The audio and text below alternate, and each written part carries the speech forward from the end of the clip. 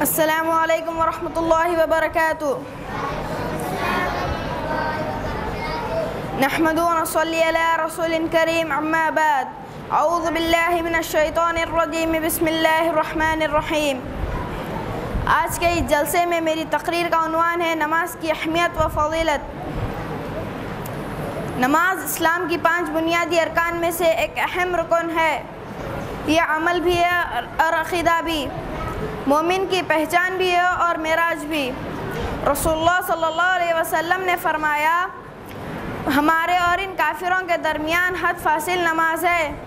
نماز میں صرف زبان اللہ رب العالمین سے ہم کلام نہیں ہوتی، بلکہ دل بھی اس کی بارگاہ میں تعظیم و صحبت، خوف و خشیت اور امید و عنابت کے آداب بجا لاتے ہیں۔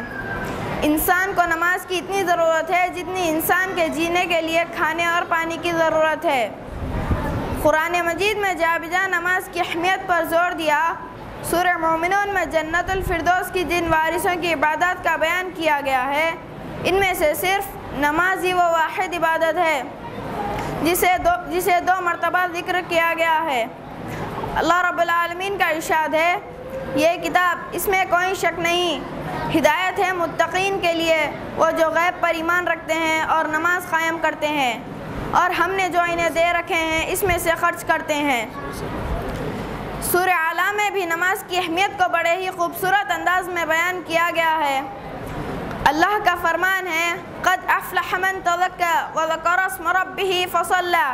تحقیق کامیاب وہ ہوا جس نے پاکیزگی کو اختیار کیا اور اپنے رب کا ذکر کیا، بس نماز پڑھی۔ یعنی کامیابی 2 ہی باتوں میں ہے، پہلی بات اپنے نفس کو پاکیزہ بنانا، اور دوسری بات اپنے رب کو یاد رکھنے کی غرض سے نماز کو ادا کرنا۔ یہاں یہ بات قابل ذکر ہے کہ صحیح پاکیزگی اور طہارت کو حصول کا ذریعہ بھی نماز ہی ہے۔ نماز پڑھنے کے ذریعے برائی و بے حیائی سے بچا جا سکتا ہے۔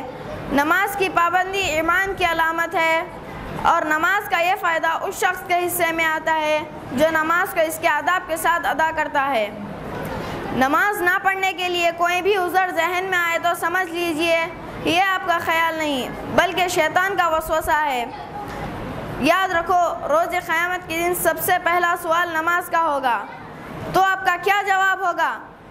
رسول اللہ صلی اللہ علیہ وسلم نے فرمایا، معاملے کی اصل اسلام اور اس کی بلندی و عظمت اللہ کا نشان ہے، اور اللہ کے راستے میں جہاد ہے۔ نماز نہ پڑھنے کی وعید میں حضرت ابو ہریرہ سے حضرت عمر رضی اللہ عنہ سے مروی ہے کہ رسول اللہ صلی اللہ علیہ وسلم نے کچھ لوگوں کو بعض نمازوں میں نہ دیکھا تو فرمایا، میں سوچتا ہوں کہ ایک آدمی کو حکم دوں کہ وہ نماز پڑھائے، پھر ان لوگوں کے پاس جو جماعت سے پیچھے رہ جاتے ہیں، پھر حکم دوں کہ ان کے گھروں میں لکڑیاں جمع کر کے ان کے گھروں میں آگ لگا دی جائے۔ صحیح مسلم۔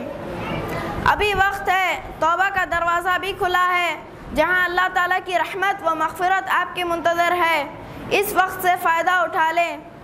یاد رکھیں کہ زندگی مختصر ہے، وقت کم ہے۔ موت کے آثار نمایاں ہونے کے بعد توبہ قبول نہیں ہوتی،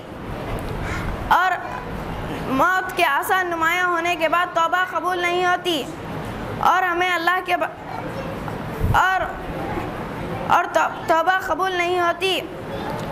اللہ کے بتائے ہوئے صراط المستقیم پر چلنا ہے۔ اللہ تعالی ہم سب کو 5 وقتہ نماز کی پابندی کی توفیق عطا فرمائے۔ آخر میں اللہ تعالیٰ سے دعا ہے ہم سب کو کہنے سننے سے زیادہ عمل کرنے کی توفیق عطا فرمائے۔ آمین ثم آمین۔ واخر دعوانا